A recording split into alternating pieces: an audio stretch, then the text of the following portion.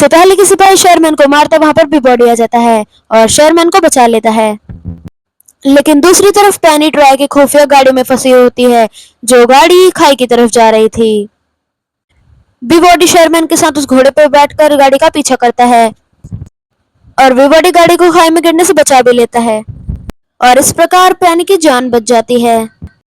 लेकिन जब पेनी गाड़ी से बाहर आने लगती है तो उसका कपड़ा वहीं पर फंस जाता है। फिर शेयरमैन बिना कुछ सोचे समझे पेनी की मदद करने आ जाता है और फिर वो गाड़ी खाई में गिर जाती है। लेकिन पीबॉडी अपनी जान पर खेलकर उन्हें खाई में गिरने से बचा लेता है, पर इस दौरान वो खुद ही खाई में गिर जाता है, जिससे शेयरमैन बहुत दुखी था।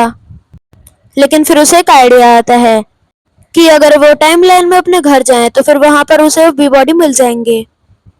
ये सुनकर पेनी शेयरमैन को ये सब करने से मना करती है, लेकिन शेयरमैन के पास इसके अलावा कोई रास्ता नहीं था और इसीलिए उसको उस टाइमलाइन में जाना पड़ता है और उस टाइम पे पहुंच जाता है जब पीबॉडी पेनी के पेरेंट्स को इम्प्रेस करने के लिए हाथों से बना जूस पिला रहा था और आकर सारी बातें बताता है।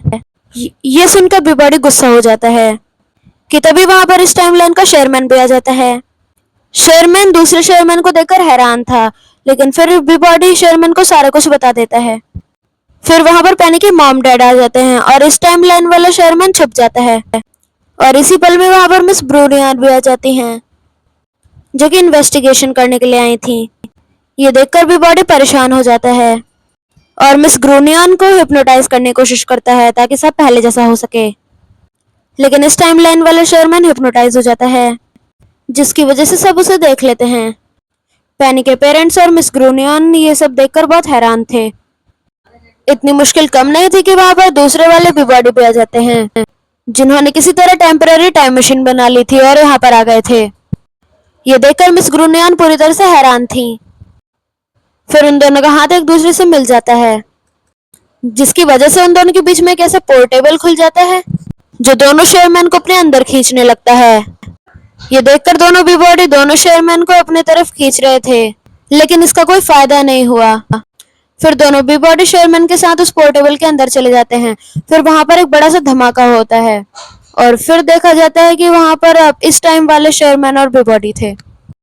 ये सब देखकर मिस ग्रूनियन और भी गुस्सा हो जाती हैं और शेयरमैन को ले जाने लगती हैं।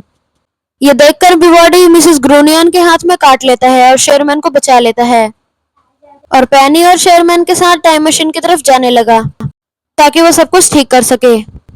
लेकिन जब तक वो आते पीबॉडी शेयरमैन और पेनी के साथ टाइम मशीन के साथ निकल जाता है। मिस ग्रूनी पुलिस ऑफिसर के साथ उसे देखती ही रह जाती है, लेकिन एक गड़बड़ी की वजह से टाइमलाइन पोर्टल एक जगह ही रुक जाता है और टाइमलाइन पोर्टल से वो सभी आने लगे थे जिनसे कभी मिस्टर पीबॉडी मिल चुके थे और वो सब पूरे शहर में तबाही मचाना शुरू कर देते हैं।